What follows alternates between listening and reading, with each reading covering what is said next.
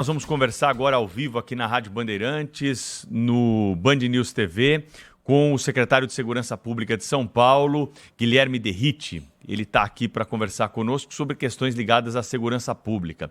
Vou contar para vocês rapidamente que não tiveram muitas informações sobre uma notícia que correu na semana passada nos meios de comunicação.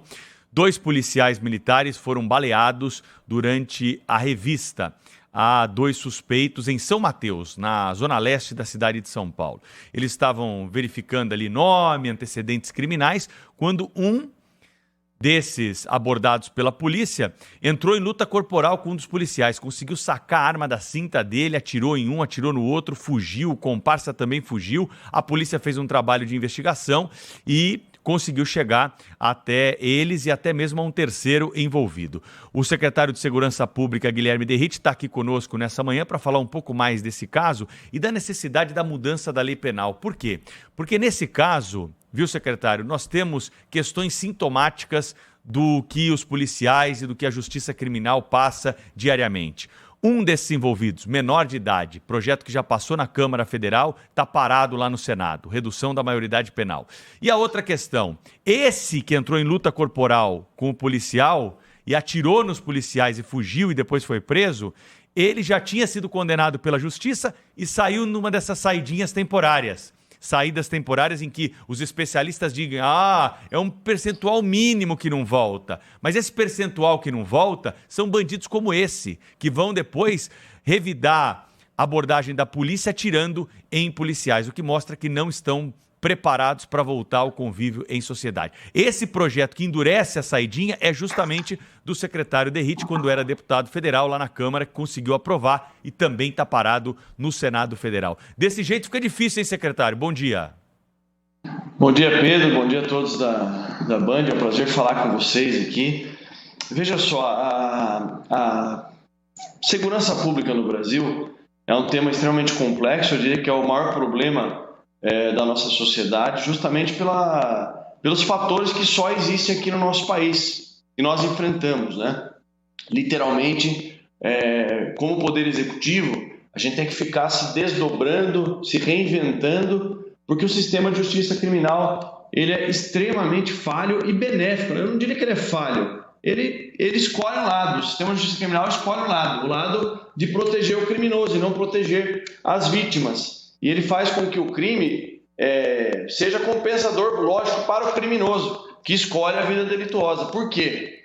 Porque o crime ele é uma atividade econômica como outra qualquer, eu já falei isso em outras entrevistas. Quem escreveu isso foi Gary Becker, um economista norte-americano que ganhou o Nobel em 92, escreveu a Teoria Econômica do Crime em 1968, foi premiado em 1992. Então, compete a todo Estado, a todo país, a toda nação que queira combater o crime e fazer com que o crime não seja compensador, temos que encarecer o custo do crime. O custo do crime no Brasil ele é muito baixo, porque o criminoso, quando é preso, seja por investigação, a maior parte dos casos em flagrante delito, ele tem um caminho muito longo até o cumprimento da pena. Nós temos no começo uma audiência de custódia, que libera, em média, 50% dos criminosos presos pelas polícias. Depois nós temos, se esse criminoso for apenado, né, nós temos ali saída temporária, temos a famigerada e extremamente prejudicial progressão do regime, que ele vai progredindo do fechado para o semiaberto, e depois cumpre pena em regime aberto, que na verdade não cumpre pena nenhuma.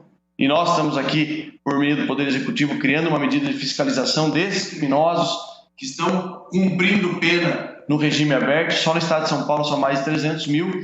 E tem ali auxílio reclusão, isso é para poucos, somente aqueles que tinham carteira assinada, mas existe, é um absurdo o auxílio reclusão pagar mais do que o salário mínimo, aliás, bem mais, cerca de mais de R$ 1.800.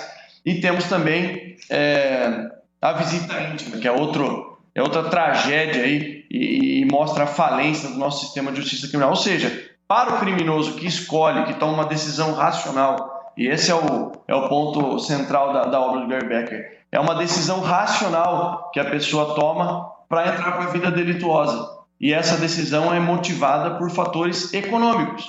ele põe na ponta do lápis, olha, compensa eu estudar, fazer faculdade, trabalhar? Não, compensa entrar para a vida criminosa, porque a chance de eu ser preso ela é muito pequena, sendo preso eu tenho uma série de benefícios.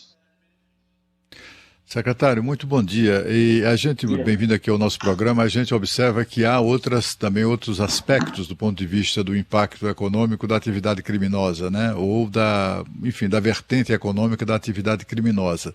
O Supremo Tribunal Federal está prestes a decidir sobre a liberação de porte de drogas, sejam quais forem, para as pessoas de uma maneira geral, né? O irônico dessa história é que o julgamento foi motivado ou foi provocado pela Defensoria Pública. Eu não sei o que é que esse pessoal da Defensoria Pública defende. Não é o interesse, certamente, da sociedade, os melhores interesses da sociedade. E é por quê? Porque tem uma ação decorrente de uma revista que foi feita numa cadeia, numa prisão, e encontraram a droga em posse do detento. E aí isso virou um processo contra o Estado brasileiro, que não tinha o direito de apreender a droga daquele cidadão, muito menos responsabilizá-lo criminalmente por isso, né? E essa história, essa lorota, acabou chegando no Supremo Tribunal Federal. Já há 3 ministros que votaram favoravelmente à liberação das drogas, o que significa dizer o seguinte: mais uma vez o Supremo vai legislar e, apesar do que consta da legislação, uma decisão do Supremo, se seguir essa tendência já observada nesses 3 primeiros votos, vai significar a liberação das drogas no Brasil na prática, né? E a gente sabe, ou imagina, o impacto que isso representará na criminalidade. E eu gostaria que o senhor, com a sua experiência e com o seu ativismo aí em defesa da sociedade, eu queria que o senhor falasse sobre isso. Qual a sua expectativa e, pensando no pior que seja mais esse desatino cometido lá no Supremo, se isso pode, de fato, estimular a atividade criminosa no Brasil mais ainda? Sem dúvida, Cláudio, um prazer falar contigo novamente. É uma tragédia, assim, no meu ponto de vista, por 2 aspectos, né? Primeiro porque acho que todas as instituições de Estado, órgãos de Estado, seja a Suprema Corte, Congresso Nacional, Poder Executivo Federal, Municipal, Estadual, Câmara dos Vereadores. E a gente está aqui, eu aqui como secretário de Segurança Pública, para fazer o que a população espera que um secretário de Segurança Pública faça. E eu estou aqui no governo do governador Tarcísio de Freitas com muito orgulho, desde o primeiro dia, dizendo que as polícias terão tolerância zero contra a criminalidade. Hoje mesmo, dia 5, a Polícia Rodoviária, lá na região de Andradina, acabou de apreender uma quantidade enorme de drogas, maconha, mais uma vez. Aliás, a maior apreensão de drogas por uma equipe da Polícia Rodoviária na história do estado de São Paulo aconteceu nesse mês aqui de maio. 12 toneladas, 140 quilos de drogas. Então nós estamos aqui, Cláudio, nos empenhando muito para aplicar a tolerância zero. Uma medida como essa da Suprema Corte, que eu entendo também, concordo contigo, primeiro, que a função de legislar, obviamente, não é do Poder Judiciário, da Suprema Corte, é do Congresso Nacional, mas aí nós temos também que apontar uma falha do Congresso, que muitas vezes acaba sendo leniente, negligente e não faz o que tem que fazer. Eu falo porque eu tive inúmeros debates lá com os colegas parlamentares, vocês sabem que eu sou deputado licenciado, dizendo da importância de a gente se posicionar, da gente legislar e não deixar o judiciário avançar. Agora, sem dúvida alguma, isso vai ser muito prejudicial, não só para a segurança pública, mas para a população de forma geral. Nem vou entrar no aspecto médico, da saúde, porque não é a minha especialidade, mas em termos de segurança pública, e eu tenho um dado aqui para te passar. Para quem acha que legalizar as drogas acaba... Não, aí o tráfico acaba e o crime organizado para de lucrar, porque a maior fonte de lucro aí do crime organizado hoje é o tráfico de drogas, em especial tráfico não só interno, mas tráfico internacional. É só ver o que aconteceu com o cigarro. O cigarro é uma droga legalizada e vocês acham que parou de entrar no mercado consumidor brasileiro o cigarro contrabandeado? Não parou. Aliás, boa parte, segundo o estudo, acho que da Fiesp, acho que a maior parte, mais de 50% dos cigarros consumidos no Brasil são contrabandeados. Ou seja, o crime vai continuar lucrando. Quem acha que isso vai ser bom vai ser péssimo para a sociedade, péssimo para para regiões como aqui de São Paulo, que nós estamos enfrentando o problema da Cracolândia, no interior de São Paulo. Então, a gente lamenta muito tudo o que está acontecendo e torce para que essa votação seja revertida e que o Congresso se posicione também, fazendo a sua função princípio de legislar. Secretário, eu queria ouvir a sua visão sobre o seguinte fato. Pautas ligadas à segurança pública normalmente têm muita popularidade no período eleitoral. Se a gente olhar, por exemplo, os 2 últimos congressos que foram eleitos, boa parte daqueles que chegaram a Brasília tinham na pauta principal algo ligado à segurança pública. São congressos conservadores, muitos se elegeram inclusive na esteira da eleição de Jair Bolsonaro à presidência da República, e essa representação foi mantida agora, não exatamente igual, mas é uma representação forte. Quando a gente olha para o que avançou de votação, pelo menos colocar em pauta projetos ligados à segurança pública, muito pouco. Tem um projeto do senhor que é dos mais importantes, a da saidinha temporária, que passou na Câmara e agora está parado no Senado, mas isso é quase exceção. Por que o Congresso Nacional, com uma formação conservadora, não debate pautas ligadas à segurança pública, na opinião do senhor, que já esteve lá e é deputado licenciado? Excelente pergunta, Thaís. Aí é uma autocrítica que eu faço, né? Se você pegar os 2 projetos que mais afetaram a segurança pública, eu tenho esse da saída temporária, que favorece a população de forma geral. Eu entendo que foi o maior avanço dos últimos 40 anos em termos de projetos de segurança pública no Congresso Nacional, e ele só aconteceu por 2 motivos. O pessoal da bancada da segurança precisa se organizar mais. Eu fui um dos deputados que foi eleito com a bandeira forte da segurança pública. E chegando lá no Congresso, na Câmara, eu fui eleito pelo Partido Progressistas, que é um partido que eu tenho muitos amigos, vínculo até hoje. Hoje eu estou no Partido Liberal, o partido do presidente Bolsonaro, mas tenho vínculo no Partido Progressista, e o meu líder do partido era o deputado Arthur Lira. E quando o deputado Arthur Lira ele foi concorrer à presidência da Câmara e veio me procurar para que eu organizasse a bancada da segurança, para apoiar a eleição dele, a primeira, que foi uma eleição mais difícil, que ele enfrentou ali o deputado Baleia Rossi, eu falei: olha, Arthur, eu vou te ajudar, porém, eu preciso desse projeto, que eles entrem em pauta. Eu nem quis o compromisso do deputado Arthur Lira com o sucesso da votação. O que a gente queria lá, eu queria, ficava angustiado, é que pelo menos ele fosse colocado no plenário para votação. E aí a gente conseguiu, depois de 3 anos e meio, colocar o projeto da saída temporária em votação. Conseguimos aprovar uma votação de 311 votos favoráveis, ou seja, voto que poderia aprovar até uma emenda constitucional. Então, o que falta muito é essa organização de bastidores, porque os deputados da segurança, às vezes deputados de primeiro, de segundo mandato, eles não têm essa articulação de bastidores que eu acabei conseguindo fazer com Arthur Lira. E o outro projeto que nós aprovamos foi a retomada do tempo de serviço que tinha sido congelado durante a pandemia pela Lei Complementar 173 para todos os funcionários públicos, e conseguir resgatar para os profissionais da segurança pública e da saúde que não pararam de trabalhar durante a pandemia. Então, os 2 projetos eu consegui aprovar por conta disso. Acho que o que está faltando, respondendo finalmente a sua pergunta, Thaís, é uma organização da bancada de chegar para o presidente da Câmara e falar: ó, esse projeto nós queremos prioridade. Se a gente vai se organizar aqui e fazer uma oposição, ou a gente não vai votar os projetos, enfim. Segurança pública é um dos maiores problemas da população, e a gente não vê coar lá no Congresso medidas importantes. Secretário, faltou perguntar para o senhor como é que está a situação dos 2 policiais aí que foram baleados. O senhor é um oficial da Polícia Militar, né, reformado, e sabe muito bem como é tenso esse momento de abordagem, né? É o principal momento de atenção do policial na avaliação do senhor? Sem dúvida, porque primeiro é difícil ouvir que eu sou um policial reformado, né? Parece que eu tenho 85 anos de idade, mas tudo bem. Faz parte do ofício aqui de quem entra na vida política, né? Cargo eletivo, a gente é obrigado a reformar. A vontade que eu tenho quando eu vejo uma situação dessa é de ir lá, estar na rua, junto com os meus irmãos de farda, seja da Polícia Militar, da Polícia Civil, e é um momento de extrema atenção, que você está ali abordando o indivíduo, e ao certo, até que se confirme a informação via rádio, via Copom, às vezes o indivíduo é procurado pela justiça, acabou de cometer um crime, como era o caso, ele estava com o celular roubado, já o e-mail do celular havia apontado como um produto de roubo, e o policial ainda não tinha essa confirmação. Então é um momento de muita atenção, em que uma tragédia pode acontecer. Graças a Deus, Pedro, fui visitar os policiais junto com o Coronel Cássio, comandante-geral da Polícia Militar. Aliás, publicamente aqui eu quero reconhecer e agradecer, elogiar e parabenizar o Coronel Cássio, comandante-geral da Polícia Militar.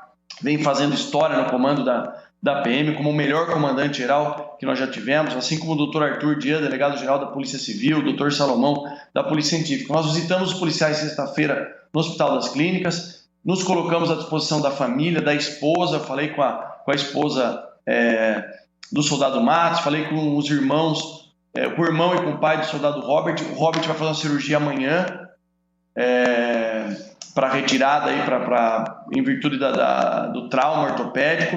O Matos, ele mantém um pouquinho a sedação, mas ele está respondendo bem. Então, apesar de ter sofrido um disparo na região da face, não pegou nenhum ponto ali fatal. Então, a gente espera que ele se recupere. Então, no Hospital das Clínicas, que é, referência para a América Latina, agora é muito triste, né? E é uma situação muito complicada. Aí aparece um monte de especialista, ou pseudo-especialista, não, que o policial errou, o policial fez isso, aquilo. Eu acho que é o seguinte, só quem está lá na ocorrência que pode saber o que realmente aconteceu. Não compete julgar a ação dos policiais, e sim dar todo o respaldo médico para eles e psicológico e apoio para a família nesse momento. Deputado, me permita chamar assim, como o senhor falou agora, como a da sua experiência parlamentar, quando conseguiu do presidente da Câmara que se pautasse a votação de projetos importantes de segurança pública e tal, e que falta de fato, né, essa articulação dos deputados preocupados com a questão da segurança, mas o problema me parece mais grave no Congresso Nacional é o do Senado Federal, né? Porque as coisas até são aprovadas na Câmara dos Deputados, mas empacam no Senado. Tem lá o presidente que é roda presa e, além do mais, ele tem absoluta... Eu não sei como é que é isso, né? Aqui em Brasília circula que ele morre de ciúmes ali do protagonismo da Câmara. E com isso ele acaba transformando o Senado numa espécie de cemitério de medidas importantes aprovadas na Câmara. O senhor acha que não deveria haver um prazo fixado, não sei, eu não sei se é lei ou se na Constituição, para que o Senado, que as casas examinassem matérias aprovadas na outra com uma certa celeridade, né? Porque, afinal de contas, isso diz respeito não apenas dos parlamentares da outra casa, mas também diz respeito à expectativa da população brasileira. O que é que o senhor acha disso? Não, acho que, Cláudio, está perfeita na análise, porque é o seguinte, o regimento interno das casas e o regimento comum do Congresso, cada uma das casas tem um regimento interno, a Câmara tem um e o Senado tem outro, e tem um regimento comum quando há a sessão conjunta do Congresso Nacional, para discutir orçamento e os vetos presidenciais. Dá muito poder para o presidente das casas, é um absurdo, é inadmissível entender que a maioria, 311 deputados votaram. Imaginem vocês, se nós somássemos todos os números de eleitores desses 311 deputados, quantos milhões de brasileiros não estão sendo representados ali. E aí vai para o Senado, engaveta, e não existe nenhuma obrigatoriedade de que esse projeto seja pautado. Eu concordo plenamente, e até nesse bate-papo nosso aqui, já me vem em mente aqui uma proposta de alteração do regimento interno. Eu acho que isso deve ser feito, acho que para quê? Sejam respeitados. O projeto da saída temporária, para vocês terem uma ideia, ele é um projeto de autoria da senadora Ana Amélia, do Rio Grande do Sul, que foi uma excelente senadora lá do Rio Grande do Sul, do Progressistas, e veio para a Câmara. É de 2013. Nós aprovamos em 2022, quase 10 anos depois. E no projeto dela, por que voltou para o Senado? Porque o projeto dela de 5 saídas temporárias, ela estava permanecendo, deixando uma. E no meu relatório eu extingui de uma vez, que é o que a população espera. A população quer, a população deseja. A única população que não deseja o fim da saída temporária é a população carcerária. E para esses daí eu não estou nem um pouco preocupado. Eu até estou fugindo um pouco aqui, eu estou concedendo a entrevista como se deputado fosse, viu? Eu tenho que tomar cuidado, que a imunidade parlamentar não me alcança aqui como secretário. Mas tenho certeza que o que eu estou falando aqui é aquilo que eu acredito, é aquilo que me fez... que fez com que o próprio governador Tarcísio me escolhesse para essa função. Acho que esses pontos têm que ser revistos e o Senado Federal não pode ser intocável nesse ponto. O que eu tenho assim, de positivo é que o senador astronauta Marcos Pontes, extremamente capacitado, inteligente, preparado, humilde, veio aqui no meu gabinete como secretário e falou: secretário, quais são as prioridades que estão lá no Senado que eu posso ajudar? Então ele já pegou esse projeto da saída temporária e ele está lá articulando nos bastidores e vendo o momento ideal aí para que seja colocado em pauta. A gente espera que isso aconteça o mais breve possível. Secretário Guilherme Derrite, secretário de Segurança Pública de São Paulo, falou ao vivo conosco aqui no Jornal Gente hoje sobre questões mais gerais ligadas à segurança pública. Obrigada, secretário. Até uma próxima.